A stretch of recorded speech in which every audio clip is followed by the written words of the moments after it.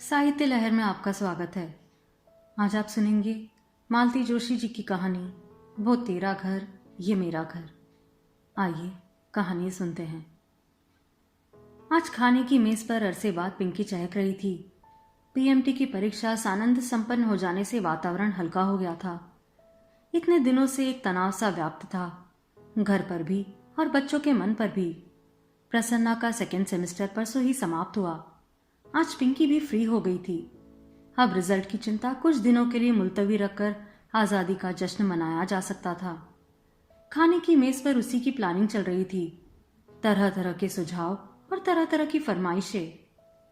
Mister प्रसाद ने बच्चों के उत्साह पर ब्रेक लगाते हुए कहा, तुम लोग शायद भूल रहे हो कि पापा के ऑफिस में समर वेकेशन जैसी कोई चीज नहीं होती, तो आप आराम से घर में बैठे रहिए। बच्चों की मां ने तुनक कर कहा, लेकिन मैं 10-15 दिनों के लिए कहीं जरूर जाऊंगी। आपको तो दफ्तर के अलावा कुछ नहीं सूझता है। इन दोनों की टेंशन मैंने अकेली झेली है। I need a change badly. मैं सोच रहा था, मिस्टर प्रसाद ने झिझकते हुए कहा और चुप हो गए। क्या सोच रहे थे आप? अब कह भी डालिए। यही कि इस शनिवार इतवार सागर जाकर बाबूजी को लिवा लाता हूं। ओह नो, बच्चों ने कोरस में कहा तो मां ने उन्हें आंखों से डपट दिया और बोली, इतनी जल्दी? जल्दी कहां, उन्हें गए 2 महीने से ऊपर हो गए हैं। इतने दिन वे बेटी के यहां कभी नहीं रहे। क्या पापा, आप भी बेटा बेटी करने लगे हैं? ये सब फिजूल की बातें हैं। अपने लिए होंगी, पर बाबूजी तो पुराने ढर्रे के व्यक्ति हैं। उनके लिए ये बातें बहुत महत्व रखती है। अब इस उम्र में यह आशा करना कि वे अपनी सोच बदल लेंगे बेकार है। यह तो ठीक है कि माया की स्वतंत्र गृहस्थी है, इसलिए वे 2 महीने वहां टिक गए। छाया के यहाँ तो उसके सास ससुर देवर जेठानी सब हैं, वहां तो वे 2 दिन भी नहीं रुक पाते। बच्चों ने फिर बहस नहीं की, चुपचाप खाकर उठ गए। पत्नी ने टेबल समेटते हुए पूछा, सुनिए, क्या इसी हफ्ते जाना जरूरी है? वे प्रश्नार्थक नजरों से पत्नी को देखते रहे। नहीं, मैं सोच रही थी बच्चे थोड़ा रिलैक्स कर लेते। अभी अभी तो बेचारे फ्री हुए हैं। बच्चों को रिलैक्स होने के लिए कौन मना कर रहा है? आप समझते नहीं हैं, बड़े बुजुर्ग घर में होते हैं तो थोड़ा बंधन तो होता ही है। बच्चों के हंसने बोलने पर, खाने पीने पर बंदिश लग ही जाती है। तो तुम चाहती हो बाबूजी को वहीं रहने दूं? उनका स्वर थोड़ा तल्लक था। पत्नी ने नरमाई से कहा, नहीं, मेरा मतलब था 8-10 दिन और सही, फिर तो हम ही को। वे तय नहीं कर पाई कि झेलना कहे कि भुगतना कहे। पति की नाराजगी के डर से उन्होंने वाक्य अधूरा ही छोड़ दिया। कई बार अनकहे शब्द भी बहुत कुछ कह जाते हैं। मिस्टर प्रसाद भी उन अनकहे शब्दों को भली भांति पड़ गए। उन्हें वितृष्णा और खिंच हो आई। अपने आप को वे पहली बार इतना निरुपाय अनुभव कर रहे थे। कितनी हसरत से, कितनी उमंग से वे बाबूजी को यहाँ लाए थे। यूं तो मां की मृत्यु के बाद ही उन्हें लाने का मन था, पर साल भर तक बाबूजी वहां से हिलने को राजी नहीं हुए। प्रसाद ही दौड़ दौड़कर वहां जाते रहे, बाबूजी की खोज खबर लेते रहे। हर बार बाबूजी पहले से ज्यादा थके हुए, टूटे हुए नजर आए। यह स्वाभाविक भी था। 40-45 साल का साथ एकाएक छूट जाता है तो आदमी टूट ही जाता है। फिर बाबूजी के मित्र भी कहने लगे, बेटा, अब अपने पिता को अपने पास ही रखो। बुढ़ापे का शरीर है, देखभाल की जरूरत पड़ती है। मां की बरसी के बाद बाबूजी की एक नहीं सुनी। जिद करके वे लोग उन्हें अपने साथ भोपाल ले आए। बेटे के साथ साथ बहू और बच्चों ने भी बहुत मनुहार की थी, तभी वे राजी हुए थे। पर बहुत ही जल्दी एहसास होने लगा कि स्वागत का यह भाव धीरे धीरे तिरोहित होने लगा है। यूं तो बाबूजी बहुत शांत प्रकृति के जीव हैं। उनकी जरूरतें भी बहुत थोड़ी सी है। इधर उधर दखल अंदाजी करने की आदत भी नहीं। फिर भी वे हाड़ मांस के जीव तो है। घर में उनकी उपस्थिति महसूस की ही जाती थी। सबसे बड़ी समस्या थी सोने की। इससे पहले बाबूजी जब भी आए, माँ साथ में होती थी। वे दोनों एक दूसरे का ख्याल रख लेते थे। 8-10 दिन की बात होती थी, कुछ ना कुछ व्यवस्था हो ही जाती थी। थोड़ी सी असुविधा भी तब नहीं अखरती थी। बच्चे छोटे थे तो दादा दादी के साथ खुशी से एडजस्ट हो जाते थे, बल्कि तब तो दोनों में होड़ लगा रहती थी कि कौन किसके साथ सोएगा। पर अब परिस्थितियां बदल गई है।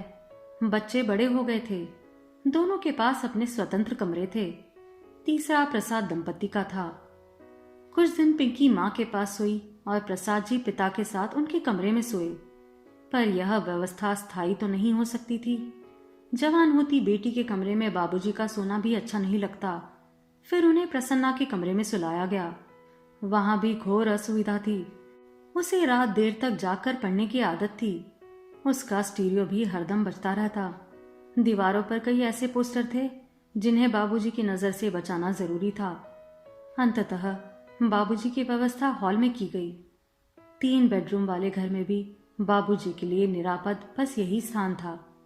वे दीवान पर आराम से सो जाते थे, पर उनके साथ उनका पानी, दवाइयाँ, टोपी, मफलर, टॉर्च, जूते, चश्मा सभी रखे रहते। सुबह नौकर के आने तक बाहर का कमरा बाहर वालों के बैठने योग्य नहीं रहता था। सबसे बड़ी समस्या थी टॉयलेट की। बुढ़ापे के कारण रात में कई बार उठना पड़ता था, सो पप्पू के कमरे में ही आश्रय लेना पड़ता था। सुबह उन्हें जल्दी उठने की आदत थी। रात भर का जागा हुआ प्रसन्ना सुबह सुबह उनके मुख प्रक्षालन से खिंच उठता था। एक स्थिति यह आई कि बाबूजी बच्चों के लिए अझेल हो गए। यह अझेल शब्द भी बच्चों का ही गढ़ा हुआ था, जो प्रसन्ना जी को बहुत चुभा था। फिर उन्होंने छोटी बहन को चुपचाप पत्र लिखा कि कुछ दिनों के लिए बाबूजी को ले जाए। बच्चों की परीक्षा के बाद वे खुद उन्हें लिवा लाएंगे। अब परीक्षाएं भी समाप्त हो गई है, पर लगता है घर अभी भी मानसिक रूप से बाबूजी के लिए तैयार नहीं है। मिसेस प्रसन्ना देर रात तक टीवी देखती है, सुबह देर से उठती है, 12 बजे तक नहाती है। हफ्ते में 2 दिन उनकी मॉलिश वाली आती है, हर 15 दिन में मेहंदी वाली आती है, हर तीसरे दिन उनकी किटी पार्टी होती है। बाबूजी के रहते ये सारे काम सहजता से नहीं हो पाते थे। पिंकी को सहेलियों के साथ बाहर घूमने का शौक था। हर तीसरे दिन वे लोग पिक्चर जाती थी। प्रसन्ना का तो कोई टाइम टेबल ही नहीं था। दोस्तों का जमघट हमेशा ही उसे घेरे रहता था। बाबूजी के रहते ये गतिविधियां भी थोड़ी धीमी हो जाती थी। फिर सारे परिवार को बाहर खाने का शौक था। बाबूजी साथ जाते नहीं थे, उनके लिए घर पर पूरा सरंजाम करके जाना पड़ता था। बाहर जाने का सारा मजा ही किरकिरा हो जाता था।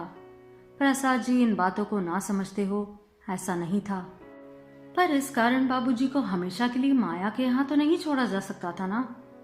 पत्नी सास बहू के सीरियल देखने में व्यस्त थी। मौके का फायदा उठाकर उन्होंने माया को फोन लगाया। वे हर 10-15 दिन बाद फोन लगाकर बाबूजी की कुशल क्षेम पूछ लेते थे, पर उन्होंने बाबूजी से बात कभी नहीं की। उन्हें डर लगा रहता कि कहीं उन्होंने आने की जिद कर ली तो वे मना नहीं कर पाएंगे। फोन माया के पति सुरेश ने उठाया था। कुशल क्षेम के बाद प्रसाद जी ने कहा, मैं अगले रविवार आ रहा हूँ, बाबूजी से कहिए तैयार रहें। भाई साहब, आपको माया ने बताया नहीं क्या? बाबूजी तो कब से चले गए। चले गए? कहाँ? उन्हें लगा कि आवाज कुछ ज्यादा ही ऊंची हो गई है। उन्होंने चोर नजरों से पत्नी की ओर देखा। वह सीरियल में खोई हुई थी। उन्होंने अपनी आवाज यथाशक्ति धीमी करते हुए कहा, कहाँ चले गए? अपने घर। जोरा, मैं खुद ही तो छोड़ आया था। हाँ, शायद बाबूजी ने मना किया था, इसलिए माया ने आपको नहीं बताया होगा। वे कुछ देर के लिए स्तब्ध रह गए। आप ज्यादा परेशान न हो भाई साहब, ये पुराने लोग हैं ना, दूसरी जगह एडजस्ट नहीं हो पाते, उन्हें अपना घर ही अच्छा लगता है।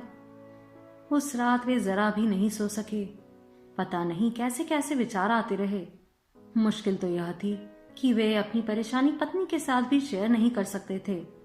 वह फौरन कह देती, हमने तो 6 महीने झेल भी लिया, पर आपकी बहन तो जरा से में ही उकता गई। दूसरे दिन उन्होंने माया को दफ्तर से ही फोन लगाया। जानते थे इस समय सुरेश भी घर पर नहीं होंगे। उनके उलानों के उत्तर में माया ने कहा, भाई साहब, आप कुछ मेरी मजबूरी का भी तो अंदाजा लगाइए। वे तो 8वें दिन से ही रट लगाए बैठे थे। बड़ी मुश्किल से मैंने उन्हें 15 दिन रोका। फिर वे तो अकेले ही चल पड़े। बोले, भोपाल कौन सा दूर है, यहाँ से बस में बिठा दो, वहां फोन कर दो, कोई ना कोई उतार लेगा। मैंने बहुत मना किया, पर जब बिल्कुल ही जिद पर आ गए तो उन्हें असली बात बतानी ही पड़ी। क्या? यही कि बच्चों की परीक्षा होने तक आपको यहीं रहना है। तब तो शायद तुमने यह भी बता दिया होगा कि मैंने ही तुमसे कहा था कि उन्हें ले जाओ। भाई साहब, यह तो मैं कभी नहीं बताती, पर उन्होंने खुद ही अंदाजा लगा लिया। उसके बाद तो वे पल भर भी यहाँ रुकने को राजी नहीं हुए। बोले, ईश्वर की कृपा से अभी मेरा घर सलामत है, मुझे वहीं पहुंचा दो। फिर ये खुद जाकर छोड़ आए थे, जरूरी व्यवस्था भी कर आए थे। इसके बाद कहने को कुछ था ही नहीं। उन्होंने चुपचाप रिसीवर रख दिया और उस घड़ी को कोसते रहे जब उन्होंने बाबूजी को माया के साथ भेजा था। पूरे हफ्ते वे गुमसुम बने रहे। फिर एक शाम मालवा एक्सप्रेस से चल ही पड़े। मुंह अंधेरे मुरैना पहुंचे। वहां से जो पहली बस मिली उससे जोरा के लिए चल पड़े। उन्होंने सोचा था कि इतनी सुबह घर खुलवाने में दिक्कत होगी। भूल ही गए थे कि गांव कस्बे की सुबह जरा जल्दी होती है। घर पहुंचकर देखा, सामने वाले आंगन में चारपाई बिछी हुई है और बाबूजी की मित्र मंडली चर्चा में मशगूल है। उन्होंने जाते ही सबके पांव छुए, आशीर्वाद पाया। फिर वे सबके सब उठ खड़े हुए। पंडित जी, अब आपके बेटे की खातिरदारी कीजिए, हम लोग चलते हैं। अरे, आप लोग बैठिए ना, मैं क्या कोई मेहमान हूं? यह तो मेरा घर है, आप लोग इत्मीनान से बैठे। इस आग्रह में शिष्टाचार तो खैर था ही। एक उद्देश्य यह था कि उतनी देर तक बाबूजी के सामने अकेले पड़ने से बचे रहेंगे। पर बाबूजी के दोस्त रुके नहीं। उन्हें विदा करके बाप बेटे दोनों भीतर आए। बाबूजी ने कहा, तुम हाथ मुंह धो लो, तब तक मैं चाय चढ़ाता हूं। बाथरूम का दरवाजा खोलते ही वह चकित रह गए। बाबूजी, ये कमोड कब लगवाया? अभी अभी तो लगवाया है। सोचा तुम लोग आते हो तो तुम्हें परेशानी तो होती ही होगी, मुझे भी बुढ़ापे में आरामदायक लगता है। फ्रेश होकर बाहर आए तो देखा चौकी में एक छोटी सी मेज पर चाय लग गई थी, साथ में बिस्कुट भी थे। यह मेज भी नई लग रही है। हाँ, अब पटे पर बैठकर खाना अच्छा नहीं लगता। तुम्हारी माँ याद आती है। वैसे भी पटे पर बैठकर खाने का मजा तो तब है जब पास बैठकर कोई बात करे, गरम गरम फुलके उतारकर मनुहार के साथ परोसे। अब अपने से लेकर खाना है तो मेज ही ठीक है। प्रसाद जी समझ गए कि बाबूजी एक तरह से यहीं रहने का मन बना चुके हैं। वह पहले की अपेक्षा चुस्त दुरुस्त भी लग रहे थे। शायद माँ की आकस्मिक मृत्यु के दुख से वे अब उबर चुके हैं। अपने मन की बात कहने के लिए वे उपयुक्त शब्द खोज ही रहे थे, तभी किसना ने आकर उनके पैर छुए। कैसे हो किसना? बस बाबूजी की कृपा है, उसने गदगद भाव से कहा। बाबूजी की कृपा का बखान फिर कभी कर लेना, पहले जाकर भैया के लिए कुछ नाश्ता लेकर आओ, बाबूजी ने कहा और जेब से पैसे निकालकर उसे कुछ समझाने लगे। प्रसाद जी ने कहना चाहा कि बाबूजी, आजकल मैं यह सब नहीं खाता हूँ। उन्होंने खुद उठकर किसना को पैसे देना चाहे, पर हिम्मत ही नहीं पड़ी। उन्होंने अनुभव किया कि बाबूजी अपने पुराने फॉर्म में लौट आए हैं। यह भी कि यह बाबूजी का घर है, यहाँ उनका आदेश ही चलता है। उन्होंने सोचा नाश्ता आने से पहले नहा लिया जाए। नहाने के बाद आंगन में बंधी रस्सी पर तौलिया फैलाते हुए उन्होंने देखा कि एक महिला ने उन्हें देखते ही लंबा सा घूंघट खींच लिया। बाबूजी, आंगन में कौन है? किसना की बहू होगी, वे लोग अब यहीं रहने लगे हैं ना। पीछे गाय वाली कोठरी खाली पड़ी थी ना, उसे ठीक ठाक करवा के दे दी है। बहू भी गांव में पड़ी थी, उसे भी ले आया है। वह मेरे लिए 2 रोटियां डाल देती है, चौका बासन झाड़ू बुहार कर देती है। किसना मेरी धोती फीस देता है, सौदा सुलभ कर देता है, काम भी हो जाता है और साथ भी तुम लोगों को भी वहां मेरी फिक्र नहीं रहेगी कि बाबूजी अकेले पड़े हैं। लेकिन आपको यहाँ अकेले रहने कौन देगा? मैं तो आपको ले जाने के लिए ही आया हूं। मुझे लाने ले जाने की जरूरत नहीं है बेटा, मेरी जब मर्जी होगी मैं चला आऊंगा, पर जब तक मेरे हाथ पांव चल रहे हैं मुझे यहीं रहने दो। यहाँ मेरे दोस्त है, नाते रिश्तेदार है, पास पड़ोसी है। दरवाजे पर खड़ा हो जाता हूँ तो 10 लोग जयराम जी की करते निकलते हैं। वहाँ तो समय काटे नहीं कटता। दिन भर छत की कड़ियाँ गिनता रहता हूँ। बात करूँ भी तो किससे? तुम सब लोग अपने अपने कामों में मशगूल रहते हो। अब इस उम्र में मुझसे ज्यादा पढ़ना लिखना भी नहीं हो पाता है। बाबूजी की बात एकदम सही थी। उसका कोई तर्क संगत उत्तर प्रसाद जी सोच ही रहे थे कि बाबूजी ने कहा, एक बात और है बेटा, तुम्हारी माँ तो नहीं रही, पर जब तक मैं हूं तब तक तो लड़कियों का पीहर बना रहे। कभी उनका मन हुआ तो आने को एक घर तो हो। क्या वे लोग मेरे घर नहीं आ सकती? उन्होंने कहना चाहा, पर अपनी बात का खोखलापन खुद ही उनकी जबान पर ताला लगा गया। उन्हें याद आया कि जब जब बहनों को बुलाना चाहा, घर में समस्याओं का एक अंबार उठ खड़ा हुआ। बाबूजी अपनी रौ में कहे जा रहे थे, माँ के पीछे बेचारी जब भी आई है खुद ही खटती रही है। अब यह किसना की बहू आ गई है तो थोड़ा हाथ बटा देंगी, कुछ तो सहारा हो जाएगा।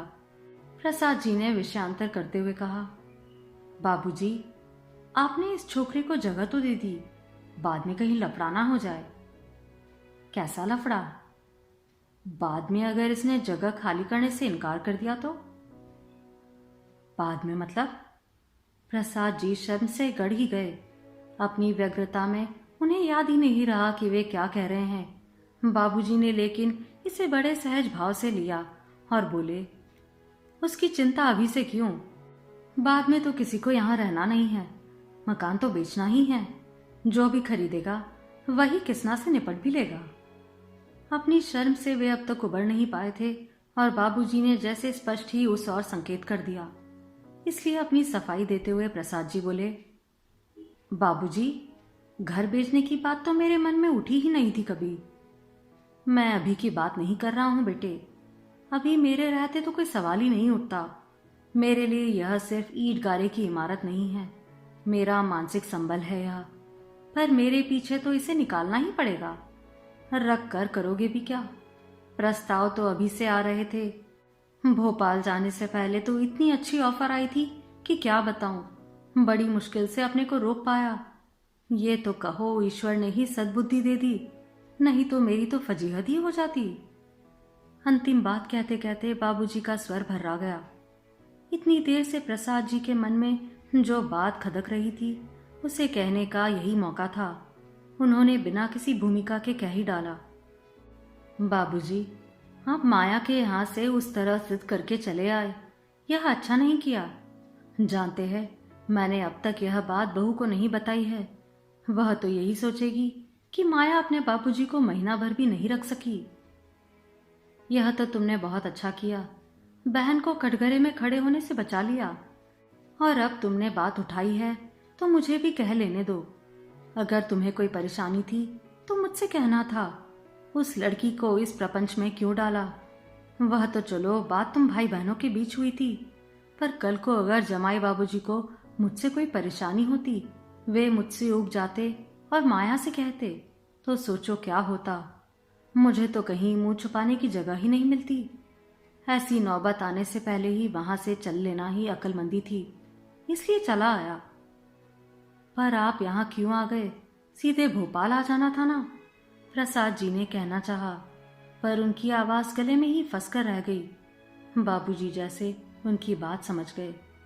पीठ थपथपाकर सांत्वना के स्वर में बोले, रात भर के जागे हो, थोड़ा आराम कर लो। मैं एक चक्कर बाजार का लगा आता हूँ। कौन सी तरकारी खाओगे?